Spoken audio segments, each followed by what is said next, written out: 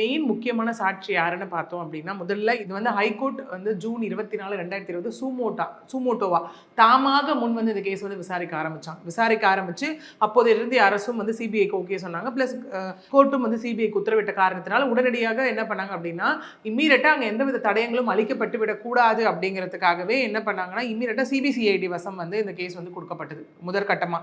அதுக்கப்புறம் பார்த்தோம் அப்படின்னா, தட் இஸ் வந்து ஜூன் 30 அன்னைக்கு ஜூலை 1 சிபிசிஐடி என்கொயரி பண்ணுறாங்க. ஜூலை 10 சிபிஐ உள்ள வராங்க. உள்ளே வந்து அவங்க என்கொயரி பண்ணி 3 மாதத்தில் சார்ஜ் ஷீட் ஃபைல் பண்ணாங்க. செப்டம்பர் 25, 2020 3 மாதத்தில் சார்ஜ் ஷீட் ஃபைல் பண்ணாங்க.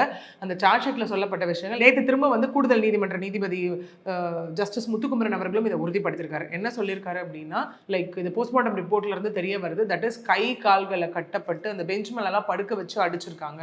இன்னொன்று இந்த ஆசன வாய் வழியாக லத்தியை விட்டு பண்ண விஷயம், இது இயற்கைக்கு மாறான ஒரு மரணம் அப்படின்னும் 18 இடங்களில் காயங்கள் இருக்கிறது, கூடவே வந்து ரத்த கசிவு இங்கே இருக்குது அப்படின்னும், இங்கே கூடவே வந்துட்டு அந்த ஸ்ரீதர் அவர்கள் வந்து இங்கே சொன்னதாக போலீஸார் வந்து அங்கே பேசி உள்ளனர் அப்படின்னு இங்கே சொல்லப்படுது. என்னன்னா, நாம் அடித்து பழக வந்து அப்பா மகன் கிடச்சிட்டாங்க அப்படின்னு அங்கே கான்வர்சேஷன் போச்சு அப்படின்னும், அந்த ஸ்ரீதரின் தூண்டுதலின் பெயரில் தான் முதல்ல இன்னும் 2 காவலர்கள் அப்புறம் மொத்த காவலர்களும் இங்கே வந்து இந்த சம்பவத்தை நிகழ்த்தி இருக்கார்கள் அப்படின்னும்.